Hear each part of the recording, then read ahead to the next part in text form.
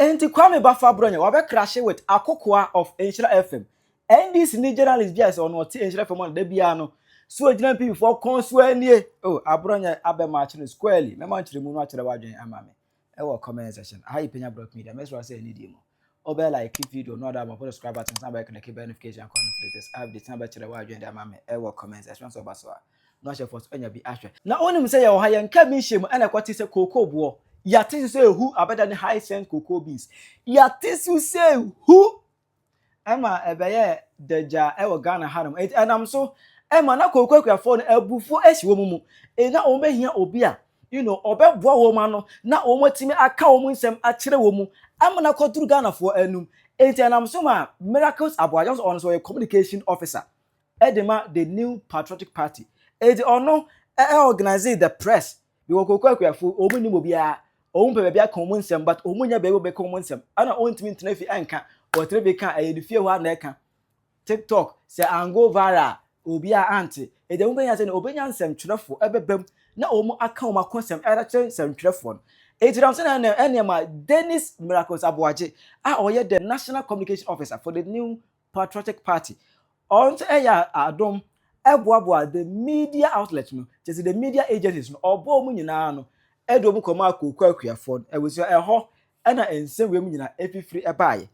These are the realities of the people, and that's the whole essence of the People's Forum, where we are not sharing our views, we are only amplifying the voices of the people to the extent that the government would hear these cries of these farmers and heed to their cries and find an urgent solution to these challenges. Yesterday I was listening to the Akokoa CEO and I wasn't inspired because he said they are looking for solutions. Isn't that assurance enough? I mean, he's telling the people that they're working around the clock to find solutions for them. If you are the crisis that started as far back as November 2025, and we are in February 2026, and you are still telling the farmers that you are looking for solutions, that's not assurance. That is not encouraging.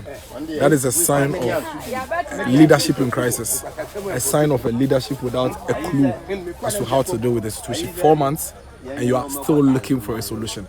One would have expected that the presser would outline what the solutions are after 4 months. And so you heard some of the farmers asking, if since November we are in February, you are now looking for solutions, when would you find the solutions before you even come and outline the solutions to them? And that's a worry. And they're about to enter the main crop season as well. And so it's a very, very worrying situation that I think that the government need to treat with all kind of agency that is required. Now, video by no. Enum ka say ne MPP Akokoa akuafo enum agada wo mo enum.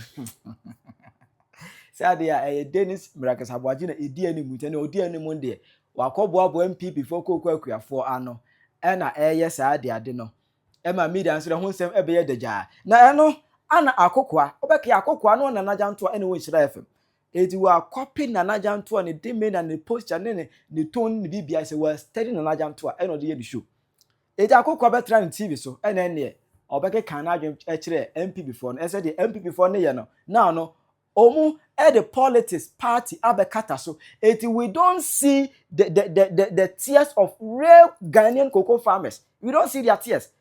Now minim say yewo MPP cocoa farmers na yewo Ghana cocoa farmers there na MPP cocoa farmers no mu nya akuafo ni bia NDC tifie enye NDC for na mdo mu demonstrations and then am say Ghana for na we no odon cocoa na okoton MPP party office and now okoton ema cocoa board.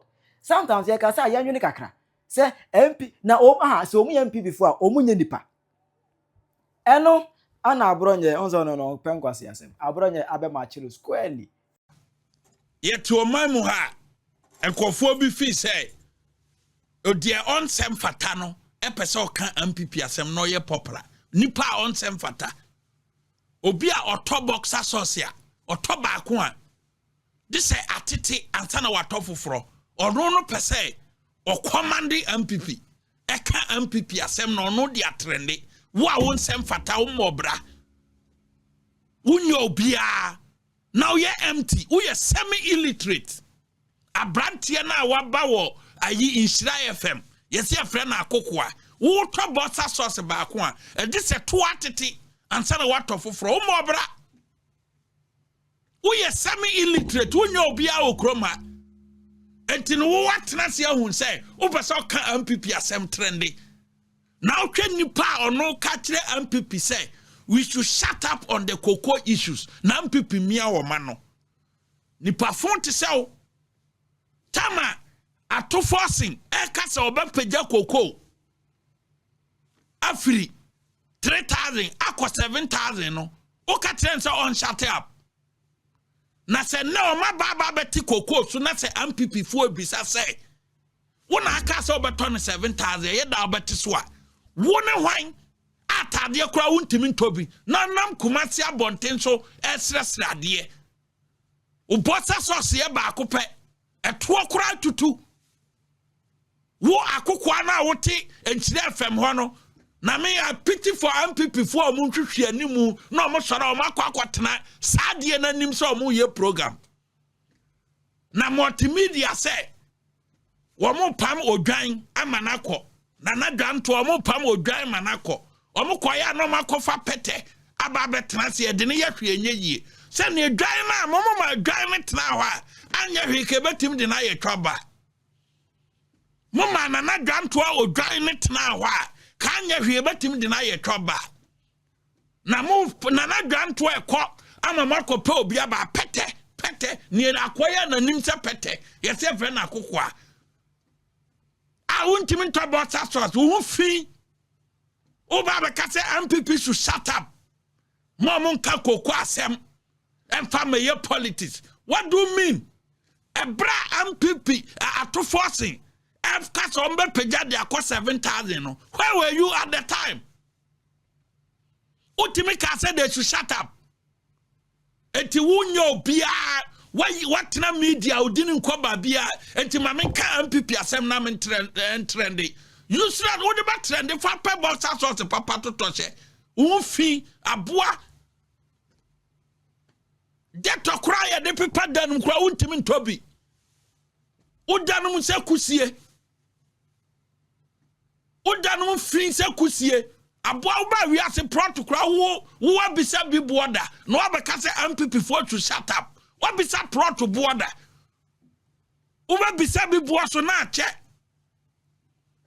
Uba bisa bi bua na che pawo. Wanim se pete. Ne sa uba be kase se MPP for to shut up. Producer Abronye video no na medina tempa mani hu. Na fa pete to nchen na nim se pete nipa fon uba be kase se MPP for to shut up. Boni video no na ye kan munyan ma ye mu bi yen kasa munyan ma ye nim bi yen kasa ko Miracles Aboagye ne nasefo na edi anim no pra ma ade no pra sa be ye tan because ye renfi ye enche ye anamu fi say 3 years ava na 4 years ava it's just some few months down the line because 2025 yeah 7 January and another dan kwa kufu ado hande power after 2024 elections first month 7 January 2025 and on hand over power ne budget ya wo ya ye di ni first quarter of 2025 no budget na nado ye ya ansa no oja ho akwa mining running through e di see March etie hwra no a akon basika na nado dankwa kufu ado hye ya woja na ho no ehu nsunsanso be end March enye ending wie ye kra enti enti na ese mu begina makokofu esu a wo musu no abeya amanyosem fasiwa producer bo ato forcing 7,000 no na mensa mra ne so onya me na duma NDC baba bem na ye ba bem koko no ye botum papa bi mama akoma atomu yem onya me na duma NDC baba bem na ye ba bem koko no ye botum papa bi mama akoma atomu yem onya me na duma NDC baba yanko enti sa ohwe be ma na nipa na osiwa nanim se twen a oni maame ohwe nipa na otewa nanim se pete ono ba be catch the MPP ye mia ya no koko nsem ne edi kai onsa ne nim hwe onsa wasa ontina me ka so ye semi illiterate ne edi kai every election year beyond so nima ye nye the whole year budget mama educate we no nyina te console anim eton sa friend crofo sa o mo kasa na MPP fo no binim twhwe animu any pictures o mba share o akotena pete we anim say wo ye program pete we say MPP fo mia o ma no nso banya MPP fo mo akotena ne show so pete we ne ho kan so mba kwa akotena ne nchen so mo ye program on say nipa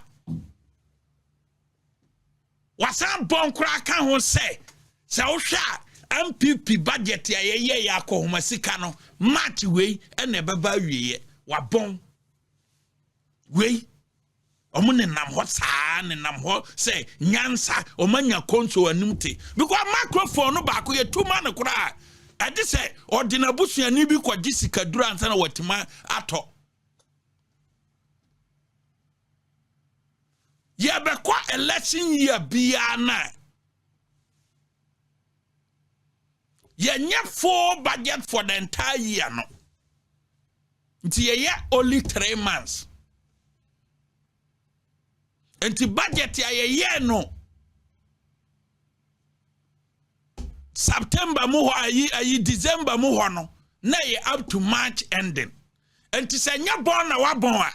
Wo say ye hwe kra na do budget o ye no. March we na beba wie ye dia.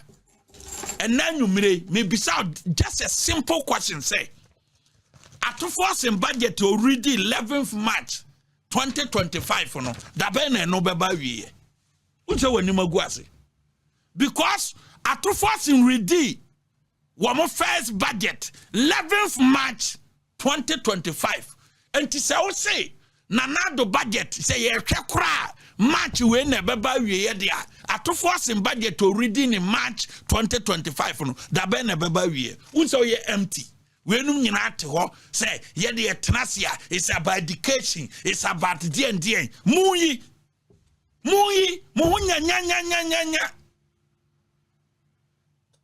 no wanim say ayi pattern na osuwanom no e ba be ye say MPP for me o ma no na ye hundi amobaye wo be ka MPP asema trendy ye ready say park no so be fono o boxer sauce ato atititi aboa o to boxer sauce ba ko what time ato nyina tutu wo ye nipa ababa kate obi say jam fi say baba ye de mo baba di agro won say de niam ba sia ye hye no me ha de ye maka ntem say kwa me gyae o me de me obi ani ho me hide ye me kan kire me say kwami jai nipa ye ni obi a ye nka nasem e wo fie ha me hide ye obi anu abaka chen say asem bia ba kwami jai never wo de be ko ba fufuro ba me hide ye obi anu obatima frɛ me hide ye nka kwami jai this am the what to farm flat am one who position me ampa no majai nti wo nya obi aso ka che MPP for me o ma no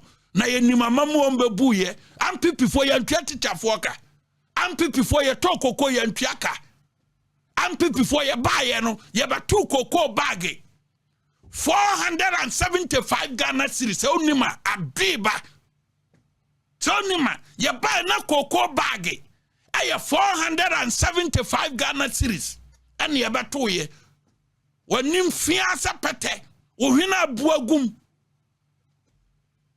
ye beto 475 Ghana cedis no ye de ba 300 Ghana and I de ba 200 Ghana ye maso ye de 3,100 and then mo de about 2,500 mo se ye mia ya no na ye hu amamu ombebu ye MPP ye beto backlog of nurses ye fa omu nyina adwuma amamu ben ye be NDC bebu ye che MPP de MPP ye ba yakra ambulance and now omo se ambulance tate asay omo ntimi nye enyama ni nguase asem gisika na mo keka kwase asem mo fi so bi ntimi nka bi nkyira mo because mo benya MPP fo bi no ma dwene nya adwuma na ma betena mo show no so ma dwene nya adwuma No ma betra mu show no so because twitwa pictures I catch ne guess or Konchire FM. I put up.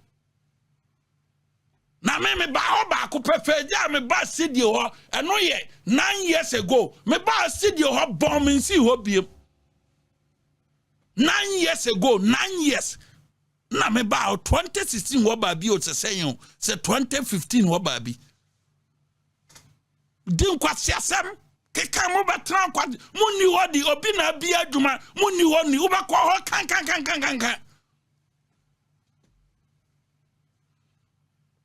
Atoni amobo kekan ni amomo pede say ye mia ya no ya tokokwa ya ntuaka a o se mayen ka kokwa asem am pipi ba ya ma fertilizer am pipi ba ya ma pruning wo petrending nti ma men kan pipi asem because ye tuaka NDC tuaka abafuno ye be mana funo park ne so a ba no bate yenka odwan bo ma yenko What I say? The young for Ben insurance, what a bear here. A year, Jumanne. Okay. A good father, secondary school, a year, Jumanne. NDC, Benchray, Diabayatoa, Abronye Dc. Yakotoa bar, near my video show, Yakotoa bar. At the school, Beconin, who first come at Shannon Moto. Now, one no near me, Coco, ya, okay, so that to me, what they want to come on. Nana, father, the Maya 3.1. Say buy a move to once and you cram and move 4 million. 4 million now, 2 million. That's a 4 million now on Abro. And yes, yeah, first India near name. So about that on 7 million. I had any 4 million. Would that die? Young to Abba Bimu. Make my trouble filming Crabema Bedrine. There be an amateur. Never be a teacher, maybe a nursing. So, sir, near Manco. Before Ben insurance, what a bear here. A year, Jumanne. Okay. Ushe, Mamia went to classroom, Yansasema or Cane, Peteno, Tinchi FM Hono. Ushe, Mammy, policies ya one let's say, 4th Republic on see classroom da. Petena, sometimes Caso is semi illiterate, Obi Otimikase. Nanado budget or a see match and okran this year never ending. We saw a clutch ni. Eti konso anim se nkrofo mra nanim no to ase agamo mekere o madwene na kasa asem we ya no bia bisa just a simple question say any atofo asem budget o ye ne March 2015 no se nanado de o mo ye ne 2024 ending March no and then you are claiming say na ebe end this year March dia and na atofo asem de 2025 no ebe end daben obonfo Obonfo munenam kwanchen kowura ayi printing press babia na ya printing broadcasting certificate amamo na mo de nam no mo yemonim se pete mo de akotena wo ke kansem wo ni wan ye pebe mama na wo ne MPP a wo pete we na be wo ne se mie ya no na ebe hu amamu abuye aboa because bosomi no wa hu 2000 into fi say big money wo 2000 na band ma ye dunso guso so ni ma ye ka kiro u 2000 na band brawa hu a wu ato a wo keka nkwase asem o keka nkwase asem no ye dunso guso yafo tisel wo da mo fa me wo so mo bate yanka eja na eba no ye mfeva obi a o eja na eba no ye mfeva obi a se kan na ye de atia si afuo no mu ye etwa twitwa obetwitwa na mienu nyina gu na mo de be wa sansem fon na mo kekan ya ye ja mo 2024 mo de gu ye candidate anim ase a mo fa mo ho e wo media space no afi we de mo nya ready say be fon mo from now to 2028 no wonu a wo be gisika be kekan kwati asem no wo bate yenka Sana mo patia mo bate mo pesa mo te politics ya ye batre mo how are ye the politics baba mo pen kwase asem so atie be kan bi wo de kwase asem ba ye mo mpa ye mfa ma se wa ba kan kwase asem 1 pp wo de kwase asem be sia MPP no ye mo mpa ye ma ye de kwase asem be sia And the MPP for number frese, what can quite asem to a more bompire, my dear bebo, but me them and count. Madam and count, Memo who Jano said this is so far. Say ye we dino outside your memo who Jano said this is far, or quite see a hunu. Yamfa Kwanya way near Naya have for near tier 4 in our say. I suffer for no more free line and so on, son, I made it hit you a neighbor into a muniho, or mamma, and that crash so suffer beyond. Na cry suffer beyond mamma, which show no.